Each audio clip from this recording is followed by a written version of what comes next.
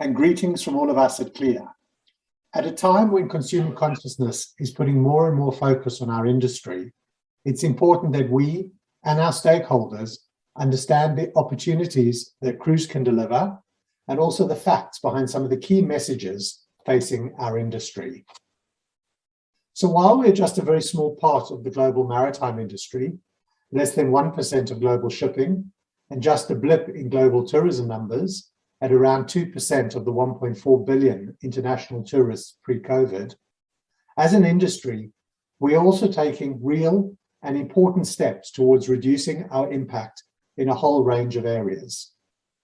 Over the next 15 minutes or so, we'll take a look at what this means in terms of our industry's responsibility to the environment we operate in.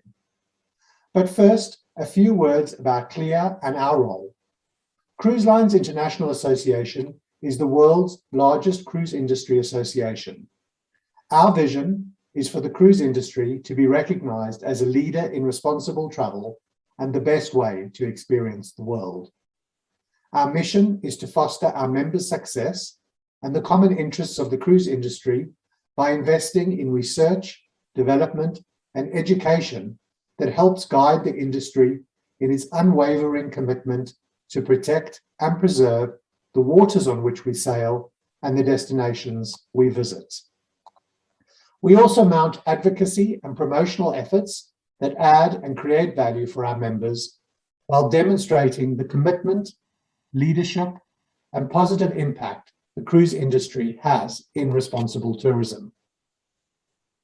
The CLIA community includes 56 of the world's most prestigious ocean, river, and specialty cruise lines, representing 95% of ocean-going cruise capacity. 350 executive partners, which includes members of the port and destination and travel community, maritime and technical service providers, and product and service suppliers supporting cruise line food, beverage, and hotel operations. 15,000 travel agencies include the largest travel agencies, hosts, franchises, and consortia throughout the world, and 54,000 travel agents, which includes travel agent members in North America, Europe, the United Kingdom, Asia, and Australasia. Through our global tech and reg team, we can provide advice and support on a wide range of industry issues.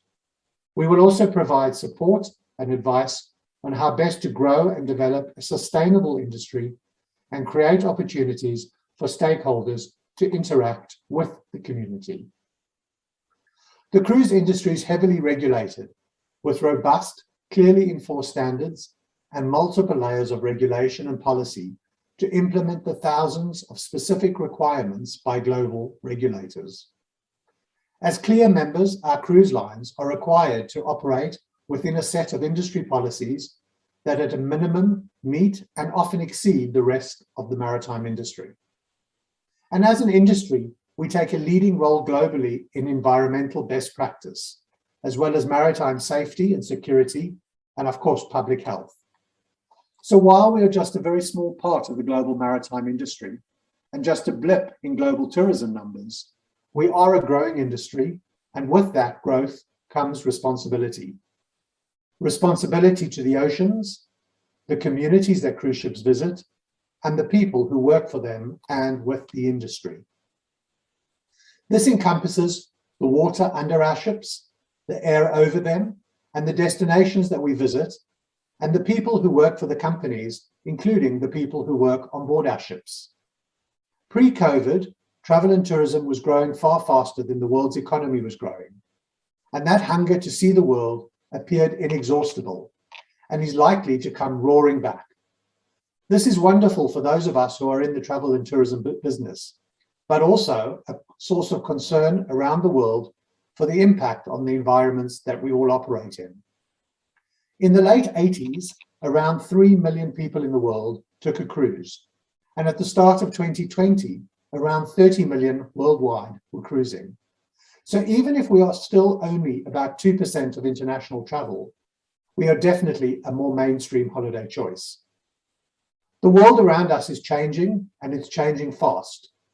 The expectations that communities around the world have of the tourism industry have taken on much greater complexity, and in many cases, adversarial activity and objections.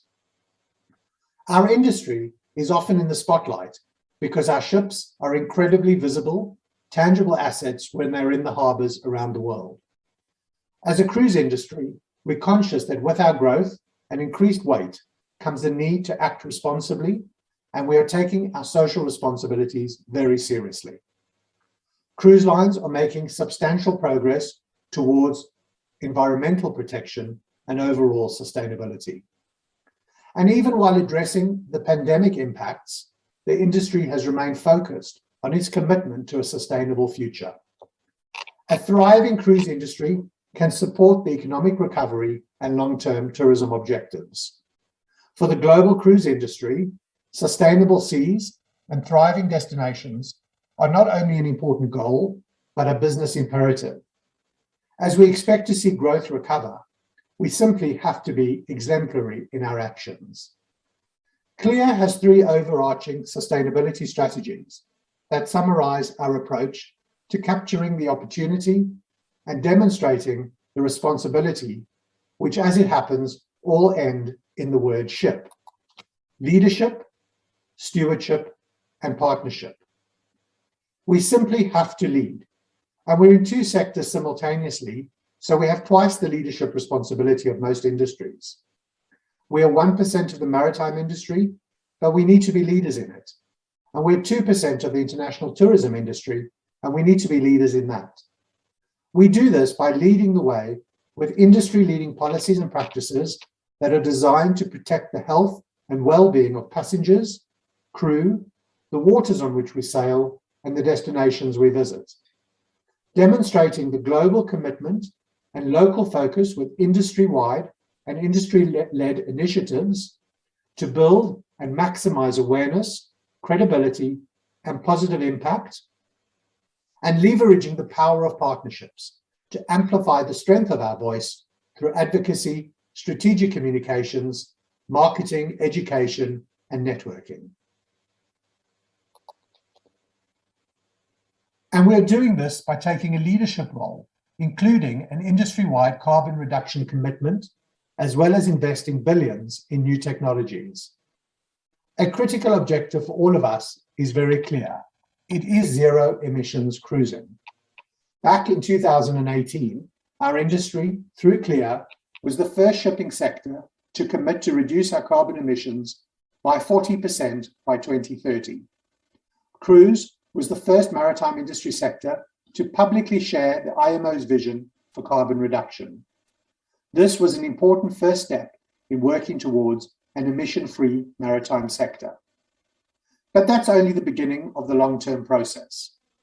The 2050 goals that the IMO has set out for shipping are considerably more challenging, and the pathways to net zero are not yet mapped, as the transformational leap to 2050 will require new solutions yet unknown.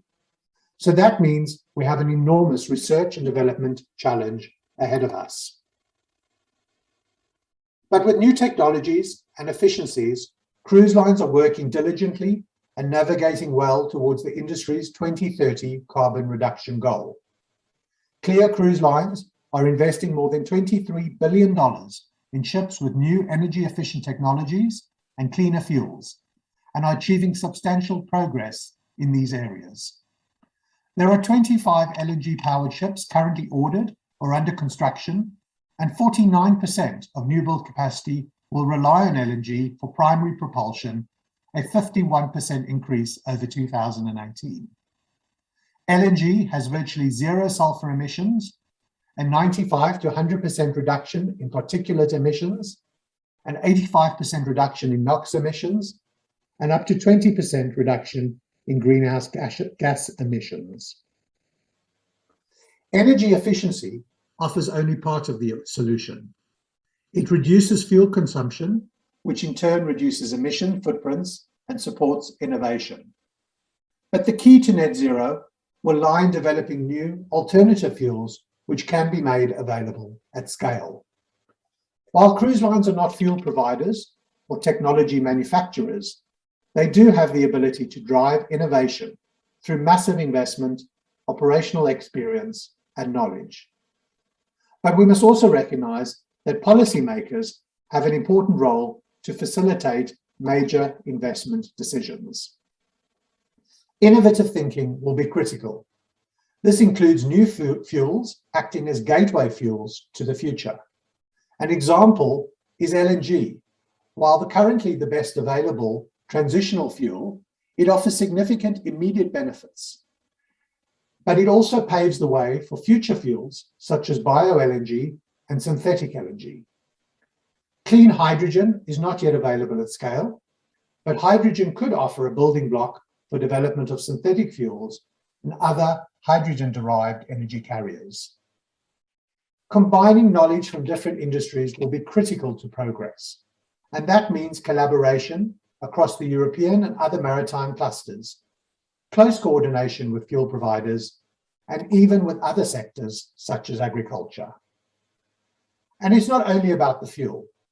As we speak of stewardship, we simply have to continue to understand, invent, innovate, and implement endless new initiatives that are beneficial for sustainability, and in many cases exceed the regulatory requirements. Over the past 20 years, we have done this with what we call advanced wastewater purification systems, which ensure that all liquid waste is purified before going back into the ocean to a higher standard than most coastal cities. Large-scale future-proofing of port infrastructure will be required. Shoreside power, where the source of the power is sustainable, will increase. And of course, that only makes a real difference if the shore power comes from a clean source. New innovations in hybrid engine design will be critical. Technologically advanced hull coatings and air lubrication systems that can allow significant improvement in propulsion efficiency. An industry commitment to significant levels of recycling, with an average 60% more recycled per passenger than the average person recycles on land. Progressively eliminating single-use plastics from our ships, and improving waste management systems to the point where nothing is sent to landfill and waste heat is converted to energy. And the list of initiatives goes on and on.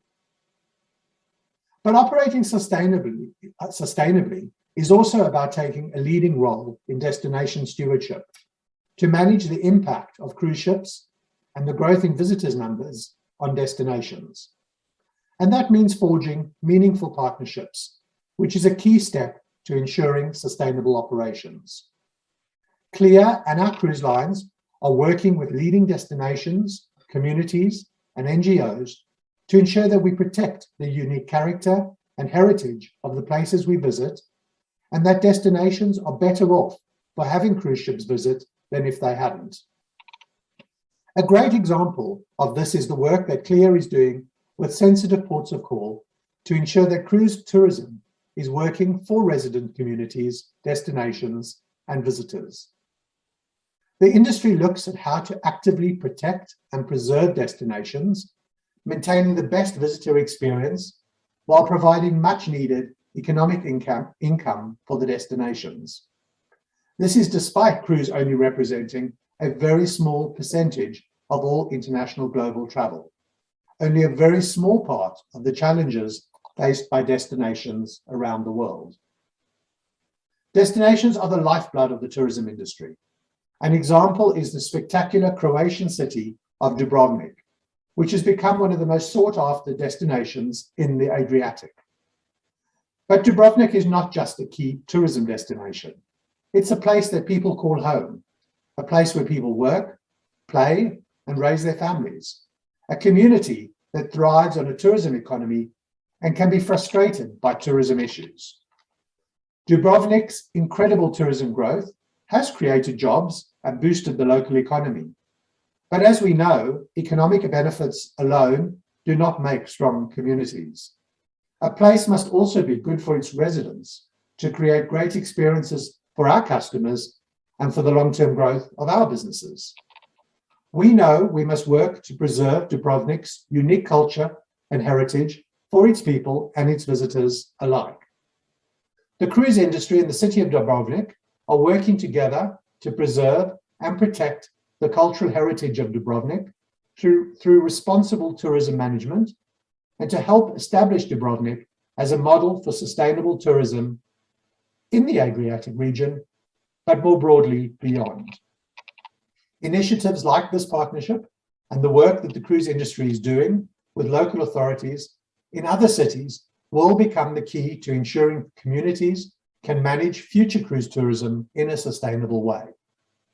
We have examples of how significant community support can help to drive cruise growth locally, how a heavily engaged and passionate local community can see the benefits that cruise delivers and therefore put their full support behind cruise.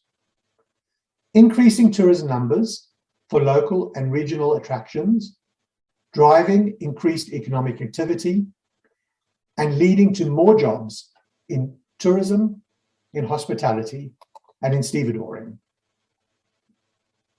So as we chart the pathway to sustainable cruising, we will need to continue to focus on leadership, stewardship, and partnership. We will need to be incredibly clear and more committed about what we intend to do in the area of sustainability. For everyone here, it means investment of time and effort to understand both the questions of sustainability and the answers. We will continue to improve energy and operational efficiencies. We will need to invest in research and new technologies, and we will need to adapt and develop new ways of working with partners. We have the privilege to fulfill the dreams and aspirations of millions of people by taking them to the most beautiful places in the world, and we want to be able to do it sustainably, not just because it's a business imperative, but because it is the right thing to do. I encourage you to visit our website at www.cruising.org to find out more about the cruise industry's sustainability initiatives and to reach out to us at CLIA with any questions you may have. Thank you for your time this afternoon.